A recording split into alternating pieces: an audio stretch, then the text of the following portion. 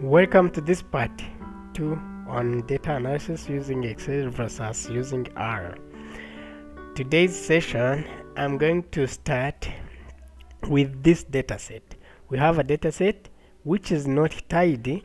As we saw in the previous part, tidy dataset should contain a single variable within a single column and a single value within a single row, which is not observed in this case. Then we are going to see how you can clean such a dataset. I'm going to show you 3 options you can approach data cleaning of this type within Excel, and I'll be showing you how you can perform just a basic data analytics within Excel and in R. Let me start step by step using a formula. I'll be extracting this dataset step by step. How can I achieve it? I am going to use find function. Using find function, I'm going to find the separator within our dataset is comma. I'm going to find comma within this first value. You see, this comma is located on the 5th. It is located on the 5th position. Then using left function, I can find the first part of this value, which is date, by using this position -1, because I don't want to include that comma. You see, I find now date. That is how I extract the first part, which is the first column as highlighted in yellow. Then I proceed by finding the length of this date characters. It's 4 characters. I use find again to find this text within this whole text. It occupies the first place. Then I'm going to cut this date from this whole text to remain from starting from average price, commodity, market, and so on. I do it like this. I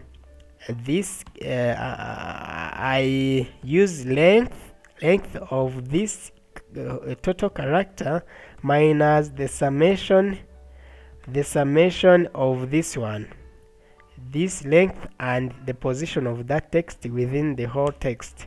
You see, I now remain with average price, commodity, market, and so on. Then I'm going to proceed to use find comma, which is the separator within this remaining text. You see, it is now occupying the 14th position. By using the left function, I am going to find the first part here, average price.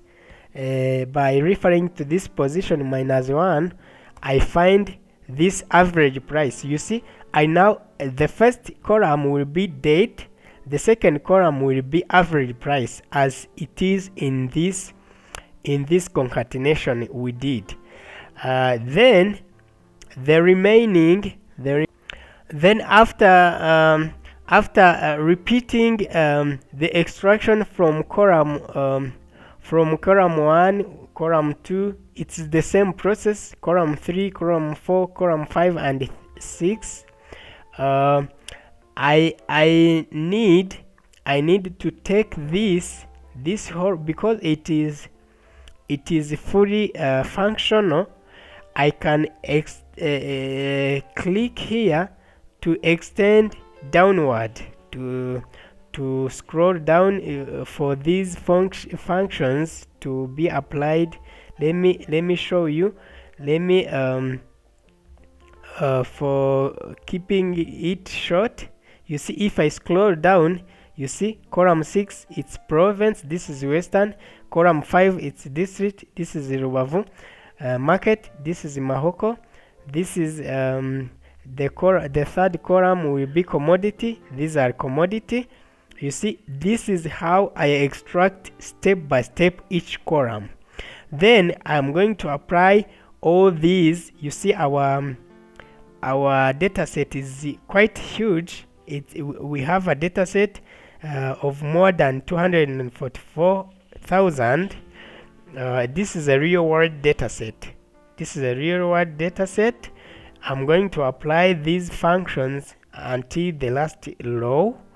Then you see now, after scrolling everything down, you see we have now everything extracted, but our data set is still not in order.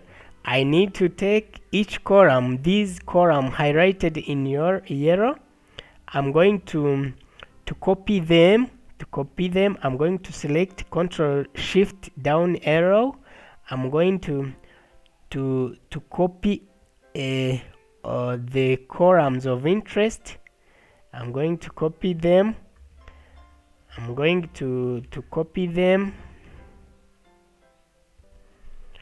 As you can see, when I wanted to select multiple columns which are not next to each other, I need to click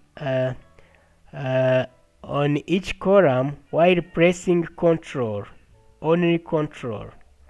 You see, I select this fifth column while I hold pressed on Control. Then this is the sixth column, which is the last column. Then I am going to Control C to copy. Then I'm going to copy this to another sheet, which is here. You see, now everything is now copied. Everything is copied here.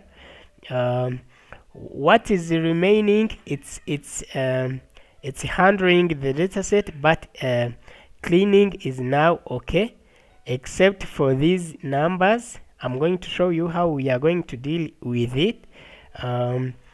This is the first option of going step by step using formulas. The other option I'm going to use, for those who are familiar with Excel formulas, I have created somehow another advanced formulas.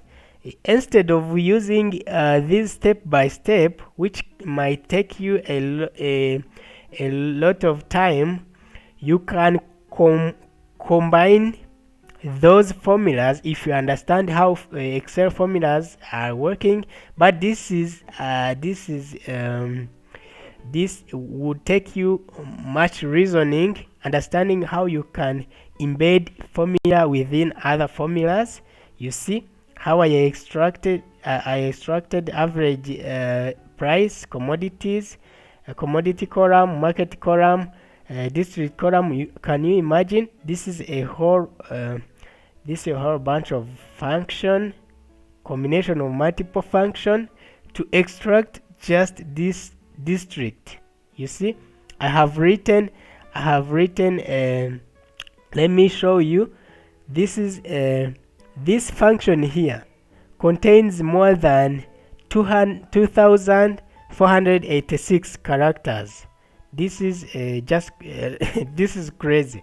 You cannot write a whole of these functions just to extract this district. This is quite hard. But for anyone who is interested in inspecting this function, I will avail this sheet for him to inspect it. Option number 2 will be about let me show you. Option number 2 is about using flash fill. Let me write it in the sheet name. I'm going to use flash fill. Let me double click here on tabs. I'm going to extract this dataset using flash fill. if I click the first element and come here to data tab and click on flash fill, Excel will fill up the whole column, referring to what the initial statement I made on this column. I can write another column, average price. Then I ask Excel to use flash fill. It asks me to add additional value for it to understand how to do it. I add 200 and click on flash fill. Then after filling the average price, I do the same on commodity. I provide an example of commodity for Excel to understand how to do it. It is now loading. Let me proceed to other. After the feeding or extracting all the columns using flash fill, you see it's quite simple. You just provide example of what should be included in a certain column, and flash fill. Excel will use flash fill to fill up any other thing. This is quite simple. It's not similar to using formulas. The other option I'm going to show you, this third option is quite easy and understandable. You need to select the whole column. Then you go back to data tab and select this text to column. After selecting it, by default the limited is selected. I click on next. Then Excel asks me to which separator in my case is the comma. You see everything is a data preview here. Show me how data will be split. Then I click on next. I click on finish. You need to understand this third option will not keep the initial data set you have provided. That's why before extracting this data set using the third option, you need to preserve your original data for record, for filing. In case you need it, you can come back to it. This is not similar to the previous two options I have just shown you. Therefore, after extracting the dataset, we see the last option has already provided each column with a specific dataset format. But I need to select the whole column. You see, the first value have been extracted and transformed, but the last values are not transformed. It is still in numbers. I need to select the whole column and transform it to the intended format, which is short date. You see, everything is now extracted. This is number. It's okay. Then after doing this, I am going to find for basic just simple data analytics on this dataset. I'm going to first I'm going to create a basic chart. Let me show you how I can do. I create a list of unique values. Let me show you how to create a list of unique values. I come back to this data set. I select the whole data set. I insert a pivot table. I use an existing location, which is sheet 6. Let me select here, then OK. I am going to select date. I want unique values for all the dates. Pivot table by default will summarize your date column. which is not the case for my dataset. It is now grouped. I want it to ungroup to remain with single value. Then this is, let me call it unique values here. Then I'm going to show you what is the need for these unique values, and I'm going to create a data validation here. I'm going to add a list of data validation using the other unique values we created on sheet 6. I'm going to select this list of unique values without grand total. Then I click OK.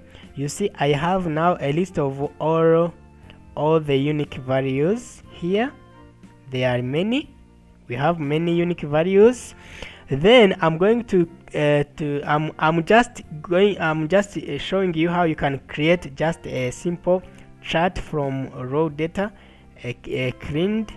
I write all the provinces here. We have Western, we have Southern, Eastern, Kigali City, Northern. Then I am now going to use count if. I'm going to use, let me delete function, the function that I have here. I am going to use to find all the transactions. You see, all this data is about the transactions that were made within markets, different markets. I'm going to count all the transactions here. I'm going to count basing on which criteria will be this one. Then I close. But before closing, I am going to count a number of transactions basing on dates, which is here. I'm going to add another criteria range. Criteria range is here, which is date. I select the whole bunch of values, and I select this date.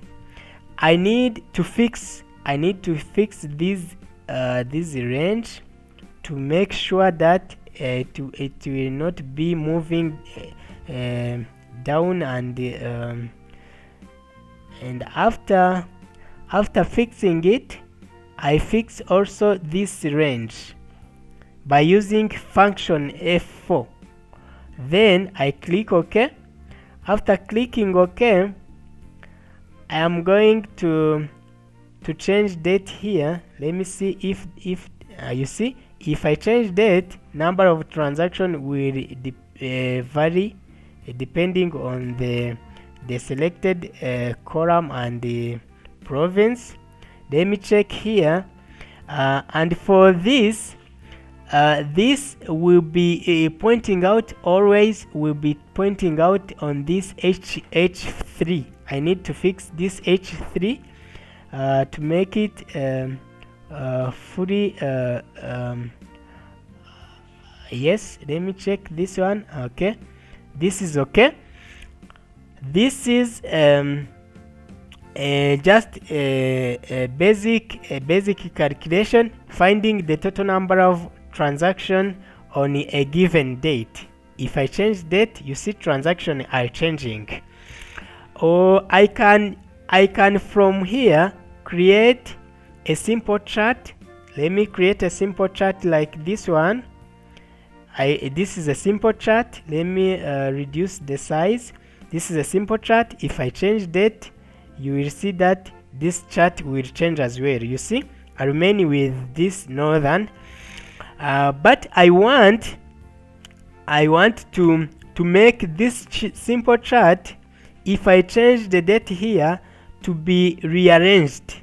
You see, if I change date here, we start with western and northern as the last province. If I change date, the order stays the same.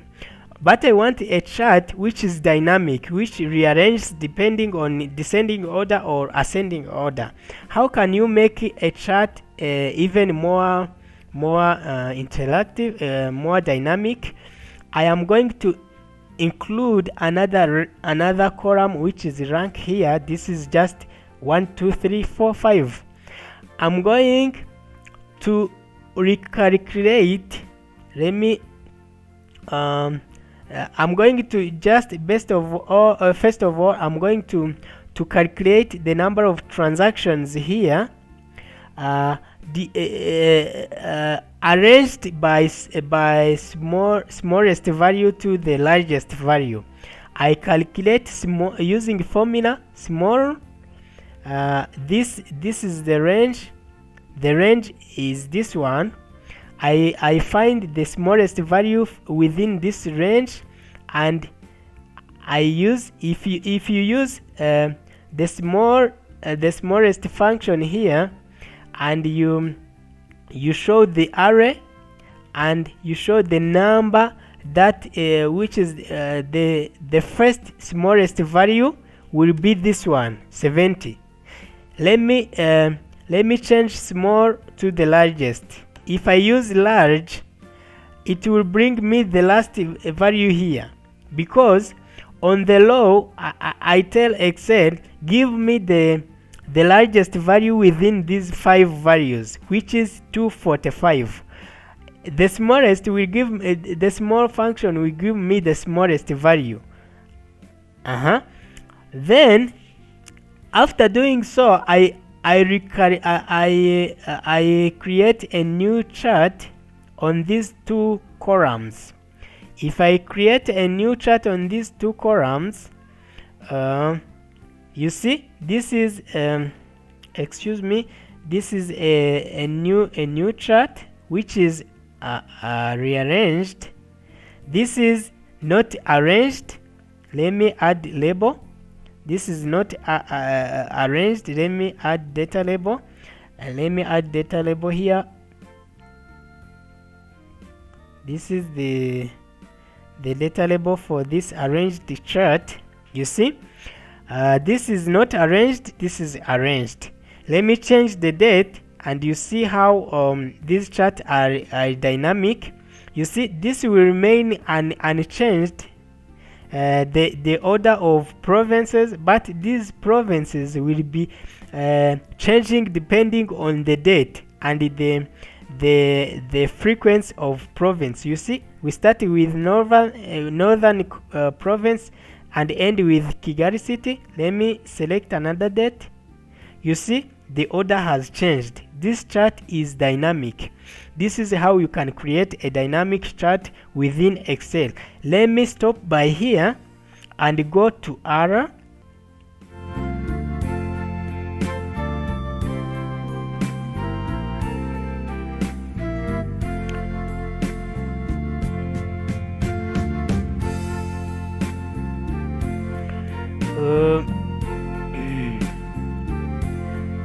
Welcome back. This is the area where I'm going to show you how you can perform those tasks using R. As you saw, I start by loading Tidyverse and read Excel, which are the packages I use in reading Excel and dealing with data mainly. Then I'm going to lead this data set, which is low data. I'm going to delete this. I'm going to read this. The sheet I'm going to read, the sheet will be this one. The first sheet will be low data. It's the same as the workbook. Low data. Yes, I'm going to see, I start with the second row. I'm going to start with the second row. I run the function. Let me see the row. You see, this is the data set we have read now. After reading this data set, You see, we have empty rows which are 3 6. Let me remove these after. Let me use this 4. Okay, I run this one, and then after reading the dataset, I'm going to use separate function, separate wider delimiter. I'm going to separate this dataset. Let me run this function and show you how it can work. This function is going to work like this. You see, to extract all the columns at once, I use the function separate wider delim. Separate wider delim is a wider delim. It's a function of the tidyr. Then after separating this, I clean the names. This is for cleaning column names using janitor clean names. I then after cleaning the names of the dataset transformed, I had to use this OpenXLS convert to date, because the dataset here I used had a date in number format. I had to use OpenXLS function which is named as convert to date to convert those number to date, which is what we need here. I run this function, then I go down here. After running that function, you see the resultant dataset is this one. Let me print it in a table. You see, we have the dataset now arranged and everything transformed in this the intended format. After running after importing the dataset, I am going to group by province. I'm going to group the dataset by province. After grouping by province, I can count to see all the transactions. These are the transactions by province. How can we find transaction on a given date? To find a transaction on a given date, I need to include filter function here. I need to include a filter function here using date equal to let me show you the date. Let me check first of all how dates look like. Okay, I see the dates, how I extract them. I need to extract the first date, which is 31st December 2019. Then I count. You see, the transactions that were made in Eastern Province on 31st December 2019 was 162. Kigali City, that. Then after finding this, I can even create a simple chart. I can create a simple chart using this summarization, province and N. This is a simple chart using Geom Core to create a bar chart. This is a simple chart. If I want to order this chart, I can do it using x equal reorder this province, which is a factor, by this n. Then I add again n. Excuse me, I need to close here. Yes, you see, I ordered by descending order. If I want to order by ascending order, If I want to order by ascending order, I need to remove this minus here. This minus will be removed. You see, this is removed. You see, this is how I add I reorder my dataset. Let me show you how these functions work. I reorder by province, by this n, and I change the width. This width reduce the width from here. Let me show you. If I reduce the width, let me use this width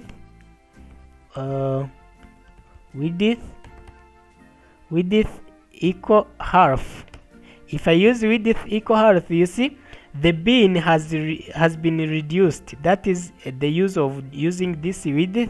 If I run this whole function, you see this is the recreation of this chart, of this chart within Excel. Let me select the 31st December.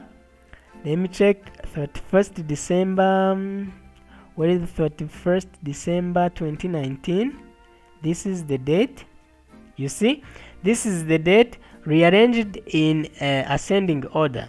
You see the